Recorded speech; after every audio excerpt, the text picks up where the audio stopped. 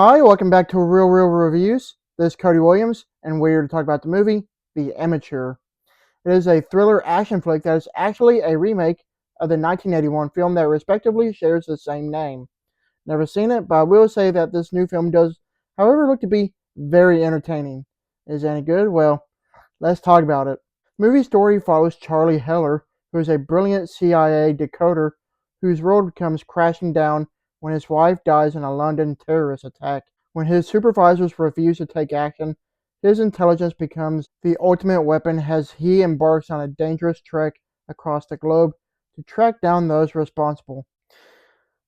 Well, I actually enjoy this movie. I went into it with somewhat good expectations, and it gave me everything that I wanted out of the movie. I wish they didn't show off a couple of the biggest parts of the movie in the trailer, but still, I had a lot of fun with it. Sure, it doesn't go without saying that the movie does have its own fair share of issues, but I will talk about those later.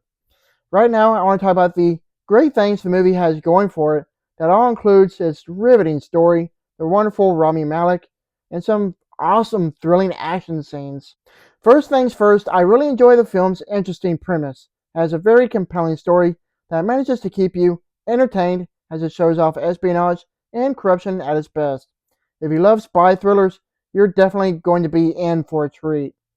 Being a spy thriller revenge flick, it does manage to have some interestingly thrilling action sequences that made for a fun watch. There's not many action scenes to go around in the movie, but when you do get to them, they're all enjoyably exhilarating. When it comes to the talent in front of the camera, Rami Malek was the perfect casting for the lead role. He manages to pull off the awkwardly smart character really well, and it worked out great in the movie's favor. As much as I do enjoy him as an actor, I wasn't completely thrilled by his performance in this movie. I don't know how else to describe it, but his acting just comes across as too one dimensional for my liking. However, I will say that I did like his actual character.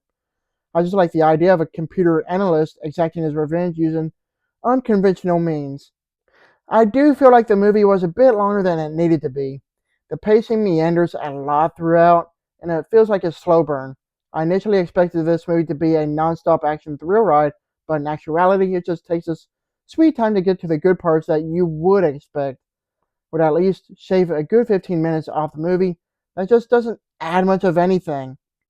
At the core of the movie, there's no emotional attachment to any of the film's characters. You want to sympathize with a grieving protagonist, but only having very little screen time with a wife doesn't help out either. Having the movie lack any ounce of emotion is one of my biggest complaints about this film. Another thing, this film feels and looks sloppily put together. The editing is very erratic and there are a lot of jump cuts. It's very jarring and it throws you off half the time. It looks like it wasn't given the proper care for a theatrically released film, and half the time it feels like a movie made for streaming, which is rather unfortunate. Lastly, the movie feels like the greatest hits of all the spy movies we've gotten in the past few years. It borrows a lot from other films in the genre, and it shows. As the movie had the potential to stand on its own, they decided to make this movie as generically formulaic as possible.